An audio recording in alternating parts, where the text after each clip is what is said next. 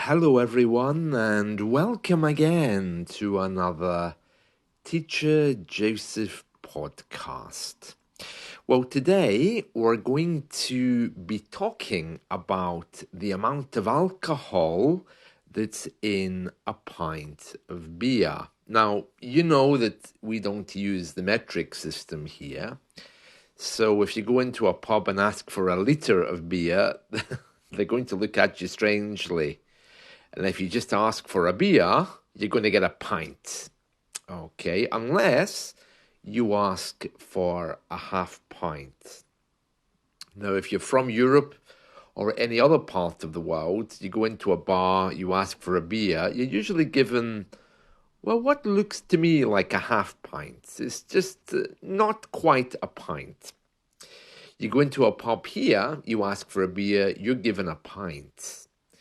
And you have to be quite specific if you don't want that much. If they do give you a pint by mistake or you don't think you can drink all of it, you can ask them to fill it up with lemonade. You know, if you see them putting it into a glass, you can say, oh, stop, would you mind just filling that up with something else because I can't drink all of that. Or ask them to divide it into two glasses. That's equally acceptable. But you'll be given a pint if you just ask for a beer. Now, beer is all over the newspapers today because Heineken has decided that British people no longer want strong beer, and therefore they've decided to reduce the alcohol content from 3.6 to 3.4. I wouldn't have thought that would make a difference. And they're not the only ones doing this. There's a whole host of other people in the news who are also reducing the amount of alcohol. Now, when a company does this, we use the verb to slash. So, for example, in the sales, companies slash prices. So right now, the alcohol level in beer is being slashed. Now, slash is a very aggressive word. You've probably heard of serial killers called the slasher because they carry knives and they use those knives to harm other people. And if they use the knife to cut your skin, that's also to slash. So it's a very powerful word, but we use it whenever prices are cut. We talk about slashing. And it looks like Heineken's beer, one of the brands they have here is called John Smith. So that's the one that they're slashing. And apparently Carlsberg, that's that Danish beer maker, they also slashed the strength of Pilsner to 3.4. And this is as a result of the government's new law. They're bringing in laws which are going to be a little bit more expensive for these companies. So they're trying to avoid that by cutting down the prices. Now, I don't know exactly how it all works behind the scenes. I don't know what the government is doing, but basically, Heineken have said, we have made considerable efforts across the business to reduce costs and drive efficiency so that we can minimize the impact of inflation on our customers. And there's many pub landlords who are at the moment really struggling. It says here, hard-pressed landlords. Hard-pressed means people in a difficult situation. Oh, I'm really hard-pressed for money, for example, or I'm really hard-pressed for something. Okay, so hard-pressed landlords are currently battling inflation, sky-high energy costs, and crippling business rates. And these are likely to be passed on to customers. So by reducing the alcohol content, it doesn't sound like it has anything to do with British people wanting less alcohol, but it has a lot to do with rising prices. So there we are. Prices are being slashed. Now, let me just give you a few examples here because slash, although it means to reduce, it comes out in different ways. So, for example, there's the one I mentioned about the sharp blade. So the chef slashed the bread with a knife, creating even slices. The vandal, that's the bad man, slashed the tires of the car, leaving it immobile. The company slashed prices, or in this case, alcohol, as we spoke about. The critic slashed the new movie, which is basically criticizing harshly. The car slashed through the puddles on the road, so that's to move through or across something quickly. The artist slashed a series of bold lines, so he created something by cutting. The editor slashed my manuscript, so he didn't like it and he basically tore it apart, figuratively speaking, by removing a lot of my ideas.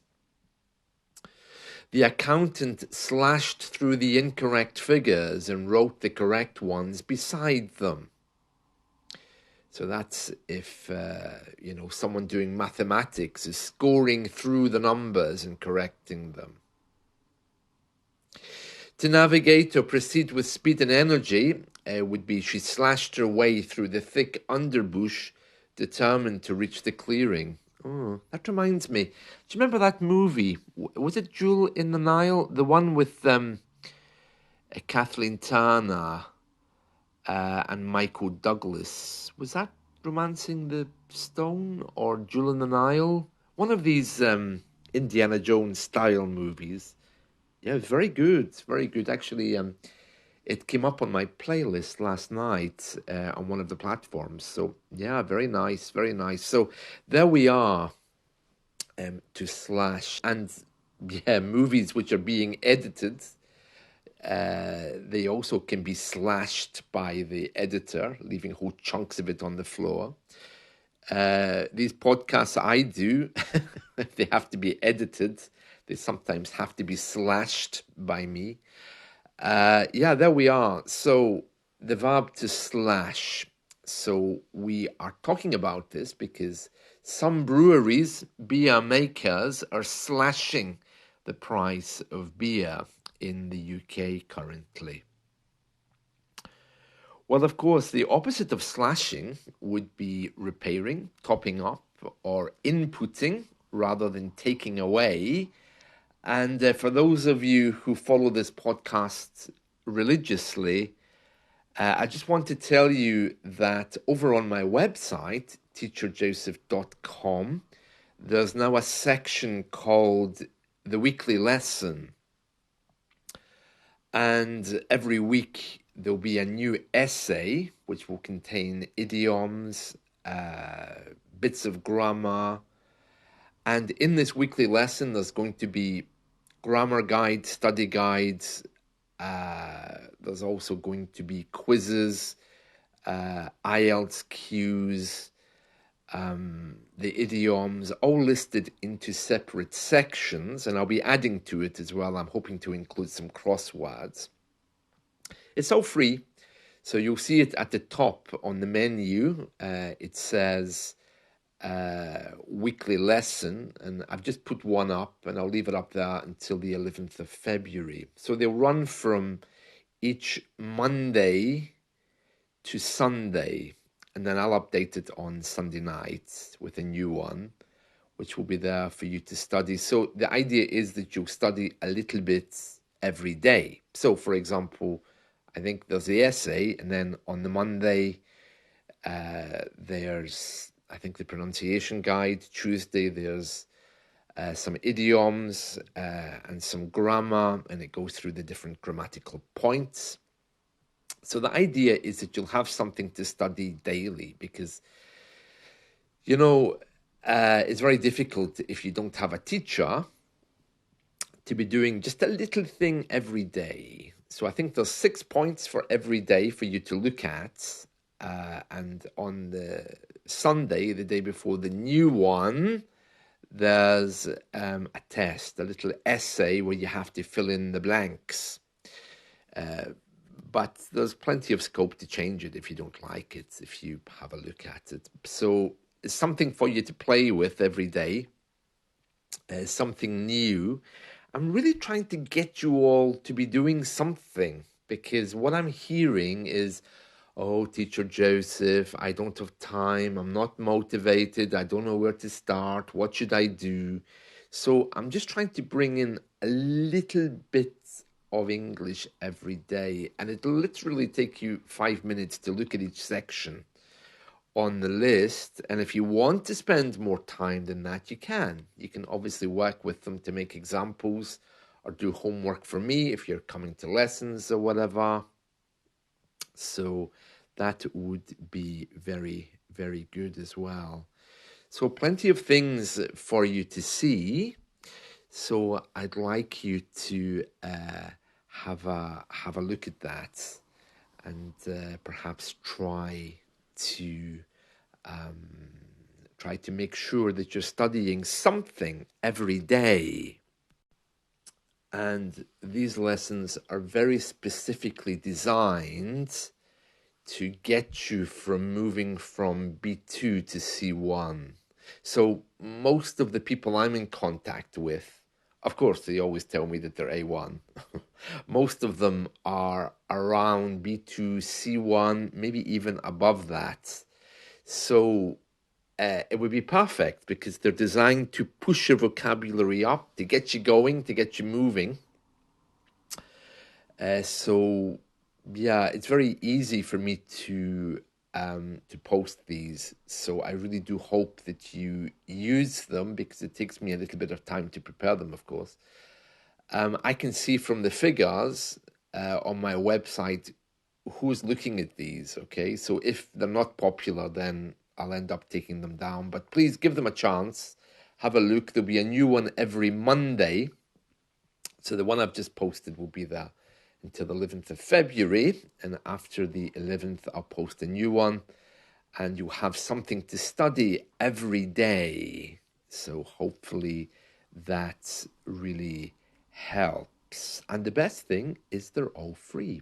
So I'm really hoping that those of you who are taking lessons with me, please use this as a resource. I'll be encouraging you to use it if you are taking lessons with me, and I'll be asking you about it. There's a written part on there for an essay, so you can also use that as an IELTS question that you can prepare with too, so you can bring it as part of your homework if you want to do that. And that's it. So there we are. Oh, who would have thought beer, alcohol being reduced in the UK? But bizarrely, the prices are still going up, even though the alcohol is going down. Yeah, a little bit strange. They're saying that British people are getting healthier anyway, but yeah, I think we've a long way to go with that. I wouldn't really trust them with that. And that's it. So I'll see you soon. Take care. Bye.